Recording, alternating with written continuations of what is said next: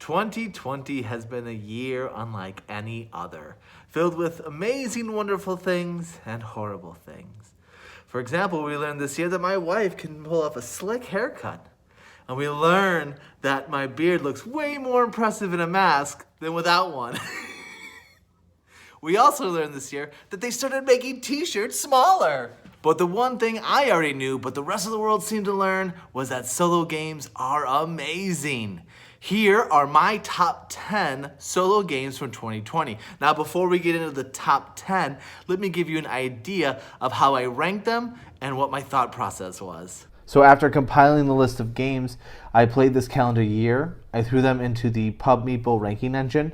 For those who have not used this list generator, you input a list of games and then it has you pick them between two of them, which you'd rather play. It does this till it ranked all the games on the list. I've included a link to it. It's wonderful. Try it. After that, I looked at the play count for each game in the new list and adjusted their position by the amount of plays. Each game would climb up one spot for each play that was made.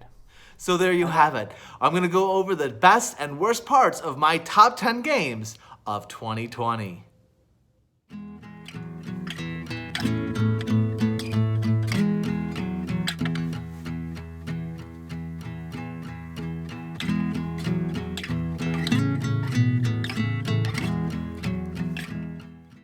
Best. Quick gameplay and easy actions. The gameplay is tight and fast. The actions once known are simple and repeatable. This gameplay is so smooth and so fast out of a solo play that I'll often play 2 or 3 times before I put it away just because of the ease of play to it. Worst, the setup.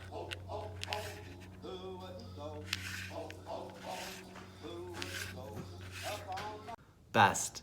There's different ways to play each time based on the setup. There's so many variables into the setup, as in bonuses, endgame scoring, locations of cities and universities.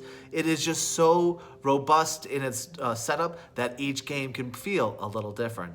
Add on the fact that you can have a different starting power, small power, but still a power you can add to that replayability. Worst, the setup.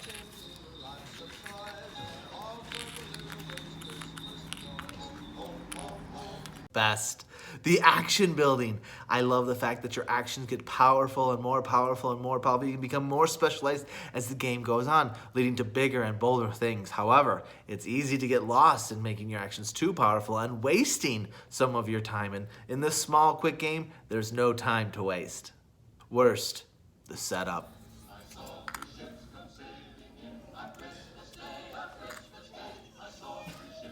Best. The card actions. I love the additional actions you can take on your turn based on the cards you play. Not only are you going to take the action on your card, but there might be a special thing you can take advantage of. Maybe earn some coins here, maybe move your token and drop another travel cube somewhere. It just really lets you build on the engine you already have as a little extra spice along the way. Worst, the setup.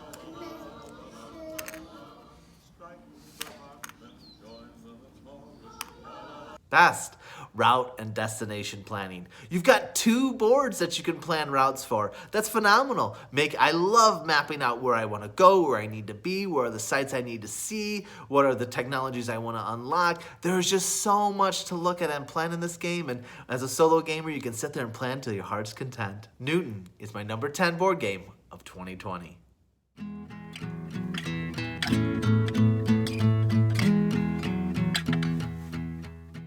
Best. The variable player powers.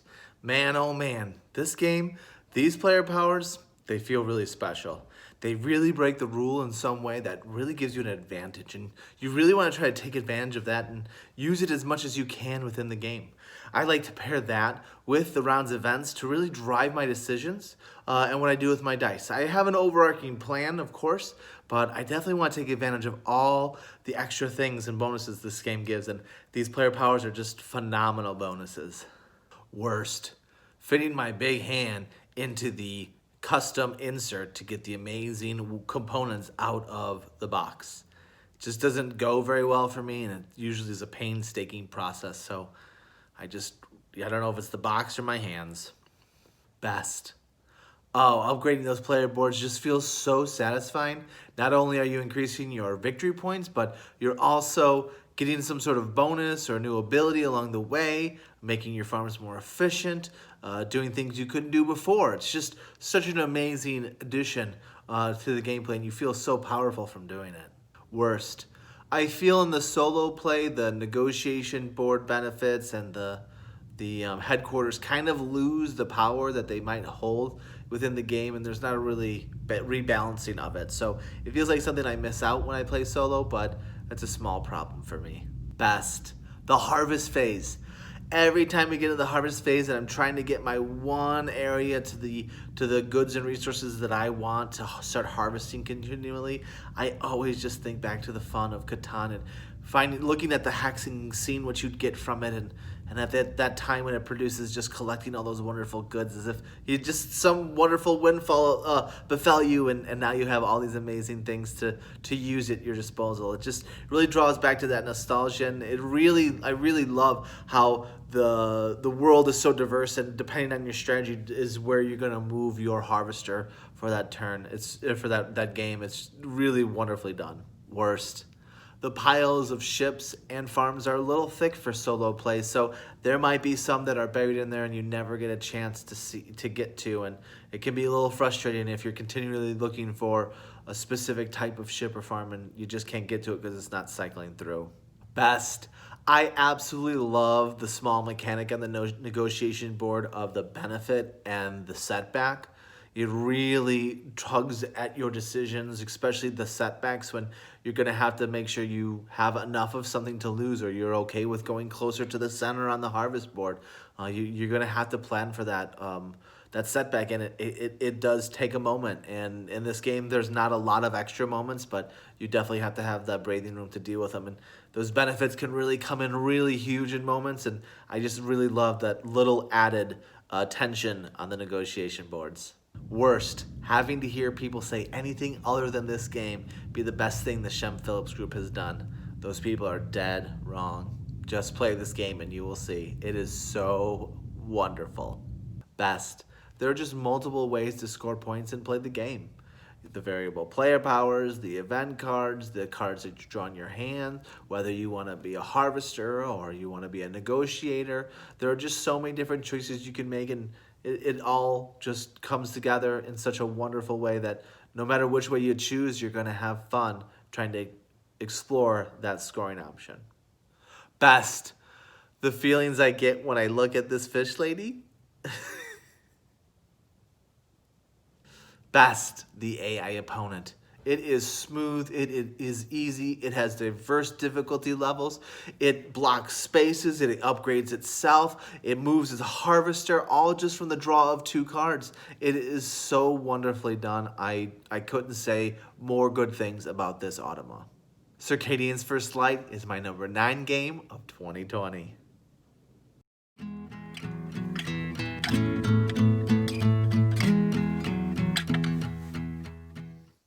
Best. To me, the best thing about Maracaibo, the piece de resistance of this game, is the build your own player board aspect of it. You have your player board, yes, but I'm talking about the actions on the board. You're building more actions on that board, you're adding to it, and you're building yourself basically your own game board. And each players in multiplayer, I would imagine, would have a different kind of game board. Maybe someone can go to space 17 where another one can go to space 6. It's different actions you're playing, you're adding to this board. It already is random to start, but the fact that you get to add your own based on what was given to you is so fantastic. It's really the shining moment of this game. Worst, I'm not really sure if I'll ever get better at it. It just seems like there's combos in the cards that I haven't even thought of or could see to put together. It's such an open world in terms of building your cards and building that player, those actions that I just talked about, that it could be a daunting task to really feel like you're getting better at it. Best, I kind of touched on this a little bit ago, but the variable starting board is really fantastic. There's an array of actions that could be available to you, and you're going to set that up differently each time. Then based on that, and then based on the cards you draw and the agenda you get, you might be wanting to do quests this time, where last time you were trying to do a lot of fighting, or maybe you wanted to do more delivering this time based on the three, I forget the name of it, but the three workers you can unlock. There's those three tasks that you want to do. That's different each time. So there's so much variability in the beginning of the game that although the board is pretty made the same first actions, it's going to really play out differently in the long run. Worst, there's lots of moving parts. You've got to set up your board with the wooden discs. You've got to set up the AI's board with the wooden discs. You've got to set up those cubes, the nationality cubes. You've got to set up the board. You've got to take 2 different decks and remember that it's 40, and then you shuffle them, and there's just a lot of moving parts to get this game going, and to maintain it going. In the campaign, adding the quests, adding the cards, there is a lot of detail to it that you need to make sure that you manage. Best. It has one of my favorite things in games, and that's multi-use cards. Am I going to use this card for its action, or am I going to use this card for its goods? Am I going to use it for a specific thing, or do I need to make sure I hold on to it to pay for a quest? It's a really good choice.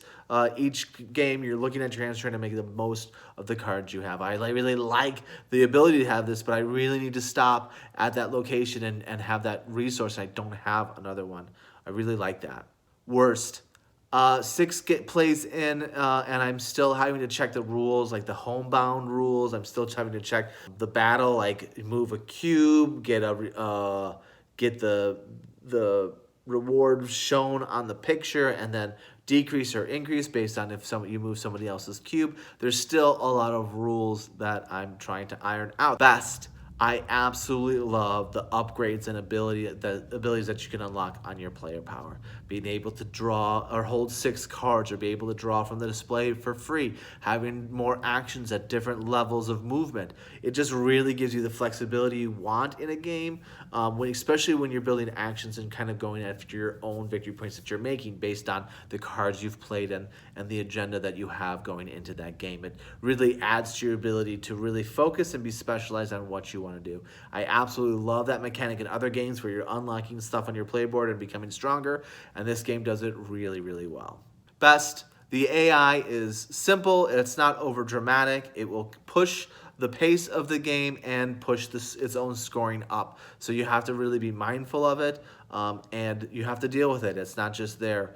But it's not overbearing in any way. It's a very comfortable AI to play with. It's one of the better parts of the game. Maracaibo is my number 8 game of 2020.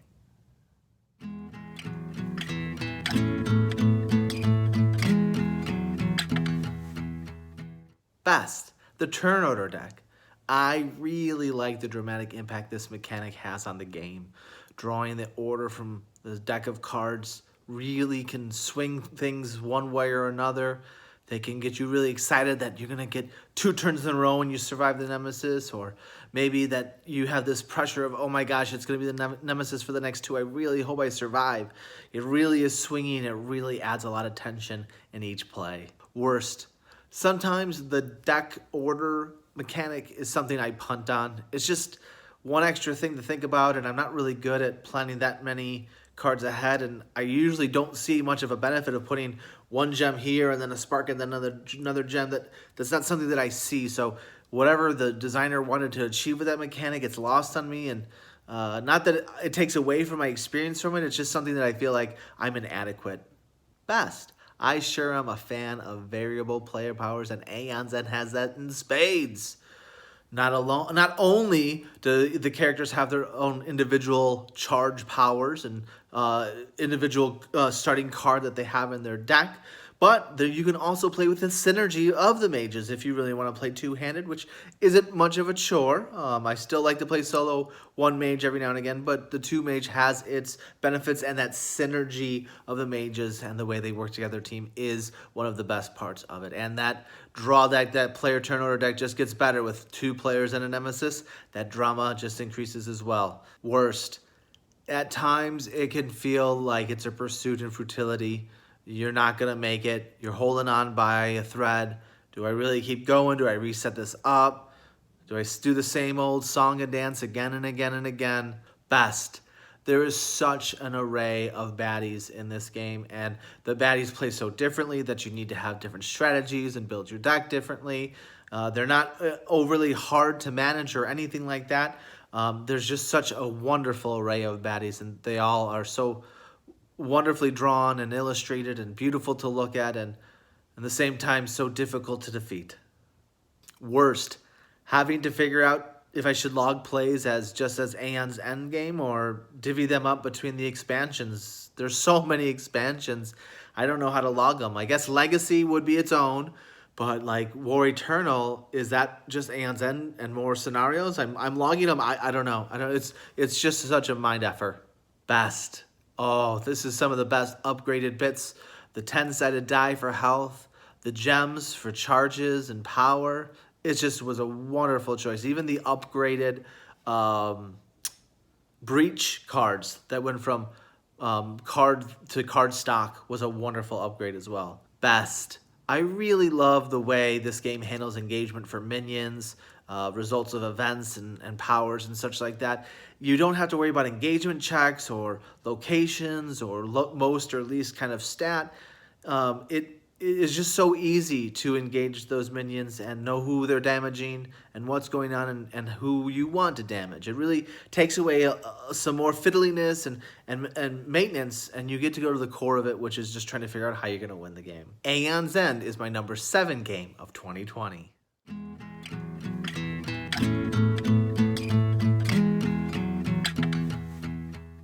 Best. The thematic touch in this game is just so charming. Whether it's taking a tryst in the garden with some lady friends or a croquet match with the gentleman. I absolutely love the way that the servants are thematic in the way they support the players. I love the way that the guests and family cards are thematic as well in terms of what their flavor text is and what sort of benefit or setback they give you. Worst. The rulebook is somewhat of a chore and is very wordy. It can be confusing at times. It's all well intended and you can see the love and care that went into the writing of the rules, but it's just not very well organized done. But however, the creator does have some wonderful videos that provide clarity as you learn the game. And after you watch those videos, it gets much easier. Best. I really love the worker system, how they go from used to in the quarters and then back there available. It really affects the way that you have to plan your turns out. You have to plan in a turn or two in advance. That's about as far as my planning can go. So it wonderfully matches my ability level. Worst. For the most part, the component quality of this game is lights out. However, my bag did not last more than 3 plays before the stitching came out and the tiles were falling out from the bottom. Best. The objective card system. I really like how you get to start out with some cards, you discard some, you gain some more later, all throughout the game. So you can kind of match what you're doing, find an objective that matches you. You're not pinned to something from the very beginning, and you have lots of time to adjust throughout. It gives the game just so much room to breathe. It's wonderful. Worst. Some steps of the setup are just a tad bit annoying, organizing the cards into the starter prestige, starter low prestige that have the crown on it versus the non one. Dealing that out, reshuffling it in, pulling out monuments, and then having to put certain tiles back in the bag if they're valued too high. It just really slows down getting to what you want, and that is just a wonderful stroll through that game. And not the setup though. That's no fun at all. Best. I really love the family and guest cards and the way that you can build your deck, and the kind of abilities they can give you, and planning out how you want to pair them up at the events that you're throwing. That's such an important part of the game, and because they're so beautiful and well done, and it's just so much fun to gain prestige or gain money. Everything from these cards is just so wonderful. Worst. Your deck, besides your starting family, is almost basically built randomly throughout the game. You can get to choose from one of 2 decks, and you can manage that and mitigate which deck you draw from, and you can also thin cards out of your deck, but you are really stuck to just draw if you're really looking for a specific thing, so maybe that's not a draw of this game. Best. I absolutely love building up your own personal player action board by buying buildings and upgrading your estate. It really adds to you having a firm direction that you're moving in. I'm imagining in multiplayer, people could move in different directions based on the buildings they upgrade and the things they add to their estate. It's just a wonderful thing, and each game can be so different based on the buildings and estate upgrades that you choose. It is a wonderful part of this game. Best. I love the solo card choice and the way they have it set up. It draws a line in the sand, and then it slowly increases the distance that you have to move to keep up with it. You have a sort of a game plan placed in front of you, and that is a little disappointing, but only if you want to win the courtships and score points. If you don't want to win courtships or score points that way, then feel free to go another way about it. But I absolutely love the drawing of the line and see if I can keep up and overtake in those areas based on the flow of the game. I absolutely love that task. Best. This is one of those games where your turns just feel to get bigger and bigger. You get better cards, you get better servants, you throw bigger events, you have better upgrades to your estate. As the 2 rounds go, you should be able to do bigger and better things each round, and you just start to feel such like a powerful player by the end of it, especially when you think about where you started. Obsession is my number 6 game of 2020. That's another episode of Han Solo board gaming in the books. You're seeing 2 videos on your screen right now. One was put there by artificial intelligence, tracking your every move, and one was put there by me. Make sure you click on the one you prefer so we can see who knows you better. Until next time, thanks for watching.